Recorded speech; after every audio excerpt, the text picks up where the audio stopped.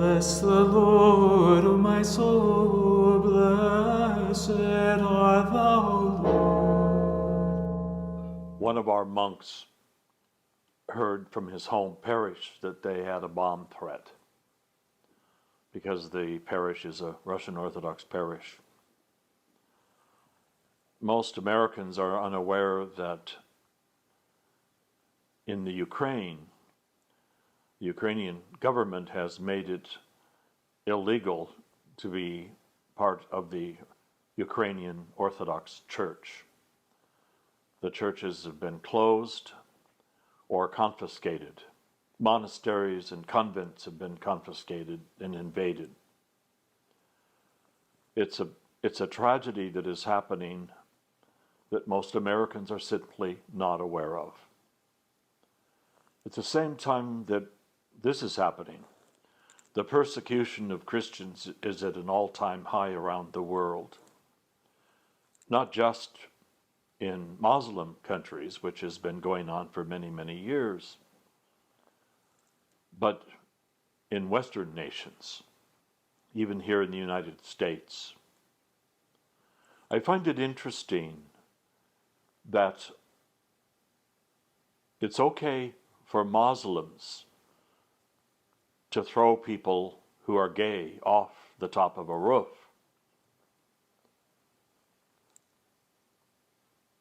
But it's not okay for Christians in this country to speak against gay marriages or transgenderism. And yet, I can tell you, with the friends that I have had over the years that are of the Muslim faith, they frown on the same things that we Orthodox Christians frown upon. So it's not like they're pro-gay marriage or pro-transgender. They're not. Ever since Roe versus Wade was overturned by the Supreme Court, those Christians who have stood in opposition to abortion have been demonized.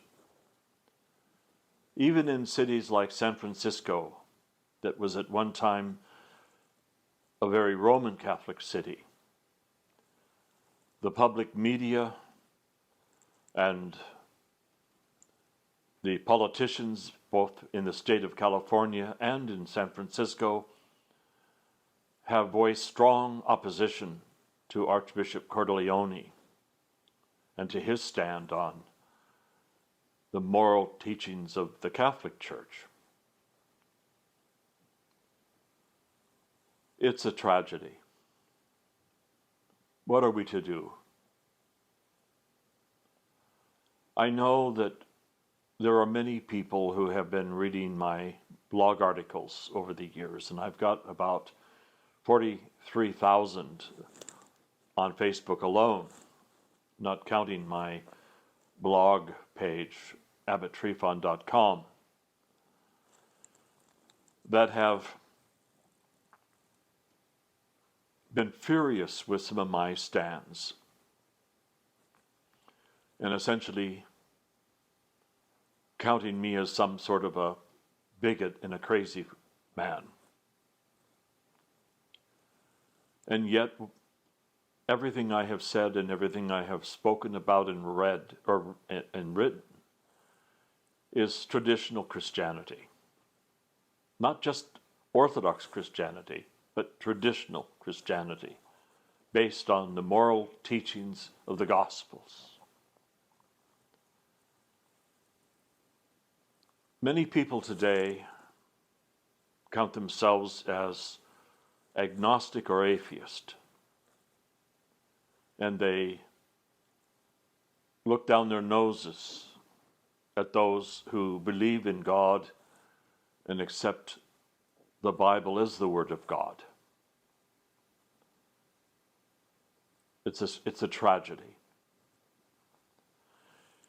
At the same time, there are so many Christians who are believers, but they are in fear of looking backward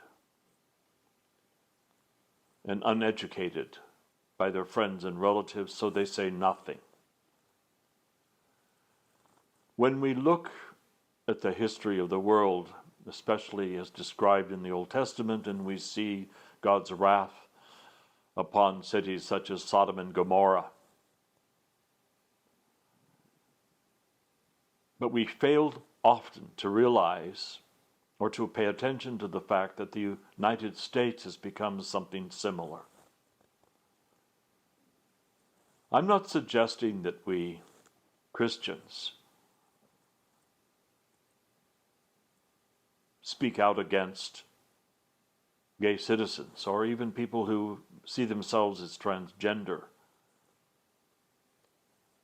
because to do so is really betraying the Gospels, because we, like St. Paul said of himself, I'm the worst of sinners. So for me to judge anyone in light of the Gospels is just plain wrong. We must love everyone, even those people that we, maybe even especially those people that we see as living against the standards of the gospel. The best way we can share the gospel is not by being preachy or handing out pamphlets or cornering people on street corners, but rather by our love, that the light of Christ show forth in how we are with people around us. Over the years, as I have shared Orthodox Christianity on college campuses, I've seen over and over, sort of like light bulbs going off in people's minds when they hear, for the first time even, true Christianity being imparted to them. This monastery routinely has many young men who come here who are not Orthodox, but have become seekers because they are so discouraged by what they see in this world today, and they're without hope, and they start going online and they are searching.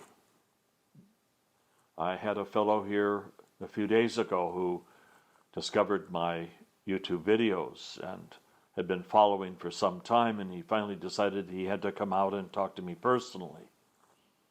And he's hungering for orthodoxy, and he bought some books in our gift shop to help him better delve into just exactly what Orthodox Christianity is all about. But mostly, what do we do as Christians, and specifically as Orthodox Christians, when we see the dangerous direction that our nation has taken? We're no longer the superpower that we have been. We're surrounded by countries that are superpowers, like China and possibly Russia. I have felt for years that Russia was a nation that could have been our ally. But for over 200 years, going back to the time of the Tsars, the United States has demonized Russia. And now we're living in an age when many believe that China is our friend. Most of our imports come from China. And many of the products that we have, including batteries for electric cars, which are now being pushed, come from China. So what good is it going to be if we own a vehicle and the battery goes out and we can't get it because China doesn't want us to have them? What good is that going to be? So what do we do as we look increasingly at the possibility that we might be facing annihilation as a nation and possibly the world. If our next war is a nuclear war, like in all likelihood, no one is going to survive. So what is the answer for we Orthodox Christians? What can we do? The most important thing we can do is to be on our knees before the throne of God asking for forgiveness for our own personal sins. The most important thing we can do is stand firmly in the faith and not be afraid to impart the faith to others. The most important thing we can do is to band together as Christians, supporting one another, loving one another, and encouraging one another during these terrible times. And pray that the Lord in His great mercy will accept our heartfelt confession and our repentant heart and turn His wrath away from us. That's really the only hope that we have. And then, in our prayer and in our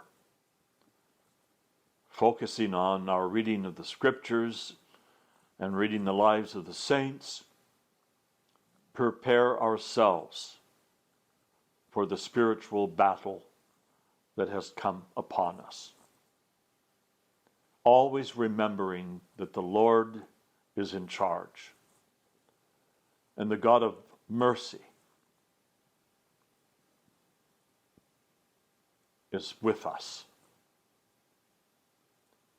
And as we cling to the love of Christ, while at the same time accepting the suffering that is happening in our world as salvific, there is a way out of this. There is a way into the light. But we Christians don't want to head for the light alone. We want to take as many people with us as we can and